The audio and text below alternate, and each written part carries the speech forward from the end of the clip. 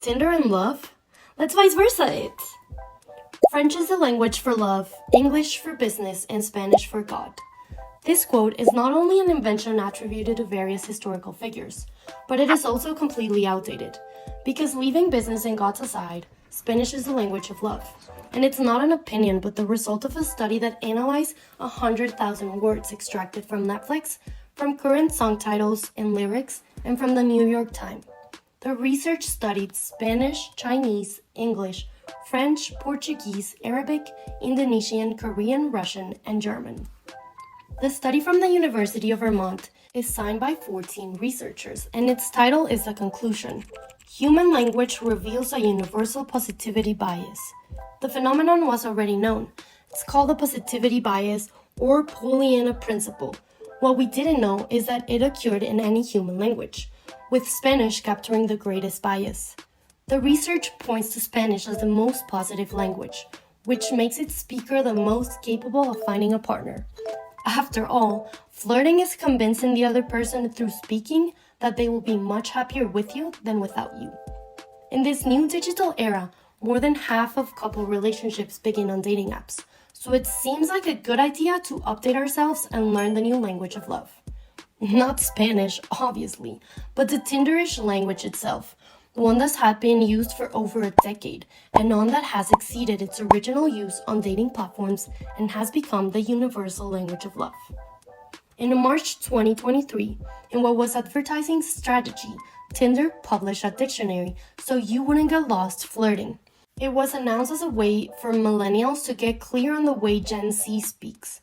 According to the company's internal data, 62% of its users between 18 and 25-year-old felt that they spoke a different language than older users. But beyond the commercial intentions of the app, what was interesting was the impact on social network, which confirmed the existence of this new language of love, how fluently some people navigate it, and how lost are others at understanding it. However, there are many other apps, and Tinder no longer monopolizes the creation of terms in this new language of love. But it is referenced as the origin of some of the most popular terms, like having a crush on someone. It means, in classic language, that someone caught your eye, or if it was more intense, love at first sight. It does not necessarily imply a physical world encounter. It is rather the indication that you can start a relationship digitally. That's why perhaps the best way to learn the new language is to start a textlationship, a relationship limited to text messages. No, sending voice messages doesn't count. Here is about drafting emails, texting, or telegramming. And it's a romantic relationship, platonic if you want, or simply flirting. But it is not the first step towards something more. It will never materialize into an in-person encounter. Oh no, but an end in itself. We would call it having a long-distance love. It may sound strange depending on your generation and what you're accustomed to, but the new language is not the whimsical adoption of terms, but the search for a mode of expression for new love customs and practices that did not exist in the past. That's precisely why there's something important to keep in mind in this new language. Our dictionary terms lack the meaning and nuance that new generation wants to give them. For example, the traditional flirting is doing cushioning, but with the nuance of keeping the interest of several contacts alive in case your chosen date fails you. If you're thinking about a sexual encounter or first physical date, you select a handful of contacts creating an agenda. You put one at the top, and if they say no, you move on to the next. But of course, it doesn't work to try aimlessly. You have to have seduced or interest those people of it. Additionally, you can be the passive part of cushioning. For that, there is also a word. You're being benched. You're left on the waiting list to go after another who they preferred before you. You'll notice because that contact is not very communicative, contacts you occasionally with renewed sympathy, but without deciding on anything. If others fail, who knows, you might top the list. But if you're interested in them taking the first step, the idea would be to get friends or acquaintance to ship you, that is, play Cupid trying to make you a couple. This, which would not be possible on dating apps, does work on Instagram, which since 2022 has become the preferred network for flirting. You might feel the urge to consult the dictionary at this point. calm down. Being fluent in this new language is just the first step.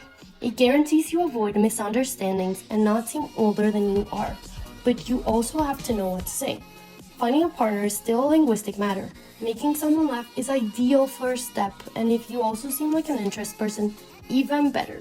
There are no rules or formulas that work for everyone, no matter how many gurus make a living claiming there are. You should never rush to the search Google to find romantic phrases, love quotes, seductive literature, and that long etc. of stereotypes. You can descend into hell on the first result, especially if you dare to repeat what you'll find there. You're not Google, but you have everything I'm looking for. I'm making a guide to the best restaurant. Can you help me complete it? Or, haven't you answered because I've left you speechless? Add emojis and you'll have all the evidence to convey ignorance in this new language of love. It doesn't matter what you say, really try to make laugh or smile because positive language is an additional point in human psychology, and that has been proven by science. If you start with hi, do you know that for the first time I believe algorithms do work? Don't follow up with, it's because they help me find you. When asked why, talk about how much you like turtles and how you feel they're similar. The basics are finding an excuse to talk and something to share. Use short messages, don't rush to respond, no long text, and if crushes, shipping, and cushioning disses you, just use your own words. And most important, be yourself. Because the problem with flirting without communicating who you really are is that then one has to pretend all the time. And there's not enough time for that. The new language of love is more expressive, positive, and direct. But above all, it is tailored to a new generation, where everything goes, and what matters before today doesn't matter as much. So go out and vice versa to the fullest. See you next video. Get out of here.